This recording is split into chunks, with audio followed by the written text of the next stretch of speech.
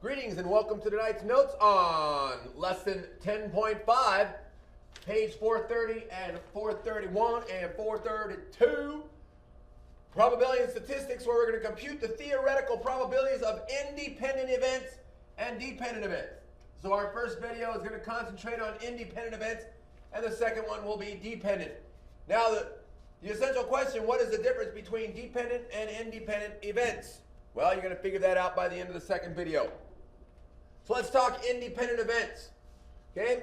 They talk to you about the fact that independent events is the probability where one event does not have any effect at all on the next event, and so on and so on. So nothing changes the events.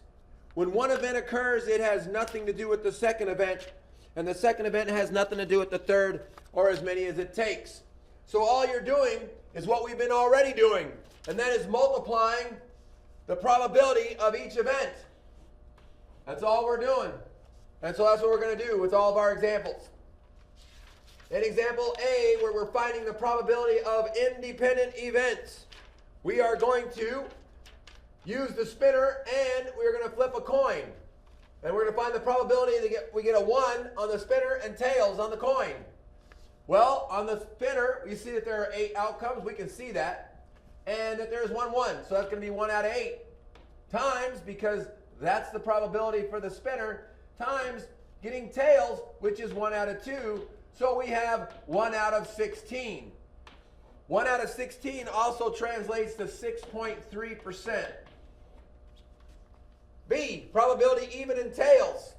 Well, if I look at my spinner, I see that there's 4 even numbers, so 4 out of 8 times the probability of getting tails again, that's 1 out of 2. So that gives me 4 out of 16, which simplifies to 1/4.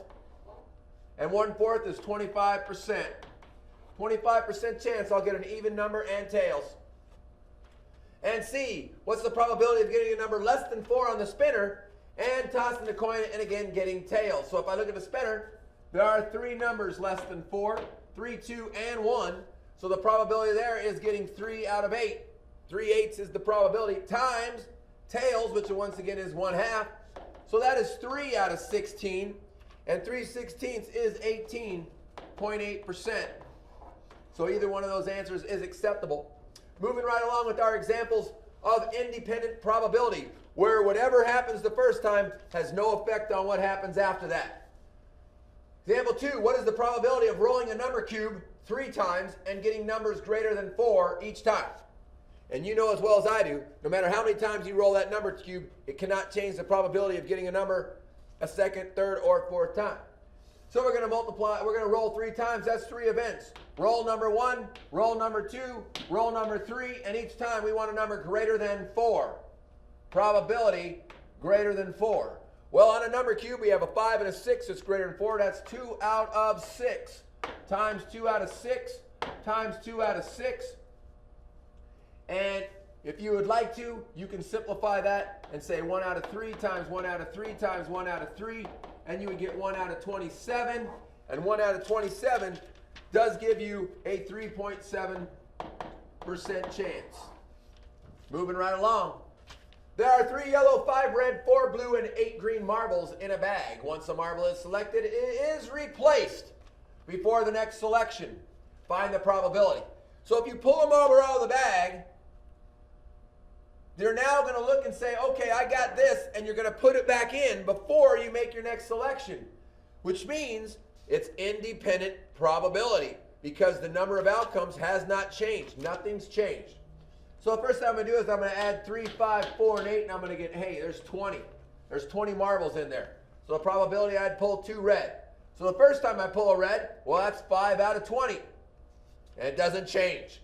There's still 5 in there when I put that red back in, and there's still 20 when I put it back in.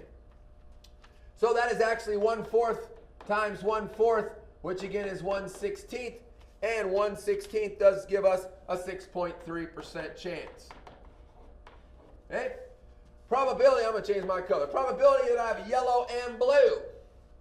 So yellow, I look up there, that's 3. So 3 out of 20. Can't simplify that. Times blue, which is 4 out of 20. Or I can say 3 out of 20 times 1 out of 5, which gives me 3 over 100, which is 3%. Now on part C, both marbles are not green. So I'm going to pull out a marble that's not green and put it back in. Pull out another marble that's not green, put that back in, and check the probability. So the first time, not green. Well, 3 yellows aren't green, and 5 reds are not green, and 4 blue is not green. So that's 12 out of 20 times 12 out of 20, which does simplify to 3 out of 5, which does give me 9 out of 25. And 9 out of 25 is 36%. And D, neither blue nor green. So I'll get a different color. I'll go with red. So I don't want blue either time, and I don't want green either time. So 5 and 3 is 8, so that's 8 out of 20 times 8 out of 20, which does simplify to 2 over 5, which gives me 4 out of 25, and that is 16%. Very nice. Moving right along. A discount supermarket has found that 60% of their customers spend more than $75 each visit. What is the probability that the next 2 customers will spend more than $75? Now you're used to doing all this probability in the math with the probability written as a fraction, but hey, probability can be a fraction, a decimal, or a percent. Doesn't change anything. So the first customer, the probability of spending over $75 is 60%. And the second customer is 60%. And I'm going to multiply those together. I'll put parentheses to show multiplication. So I change it to a decimal. 0.6 times 0.6 gives me 0.36, which is 36% chance that the next 2 customers will spend more than $75. Going right along. It says, although we own many electric appliances, we rarely use them. So you can see the chart of our appliances. We have the column that says, this is the percent of people who own one, yet this is the percent of people who have it and actually use it. So question A says, what is the probability that a household picked at random will have both an electric, that's supposed to be frying, electric frying pan. What is a frying pan? I don't know. Well, Mr. Ross can't spell. Frying, F-R-Y-I-N-G. An electric frying pan and a toaster. So if I look up here, an electric frying pan, that's 81%. Times having a toaster, which is 85%.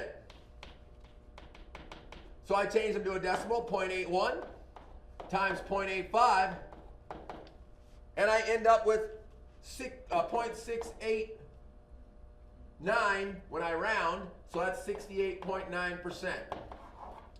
And lastly, before we do our quick write, what is the probability that a household picked at random will use both a mixer and a coffee maker? Let me change my color. Using a mixer, right here, 17% use a mixer, times 19% use a coffee maker.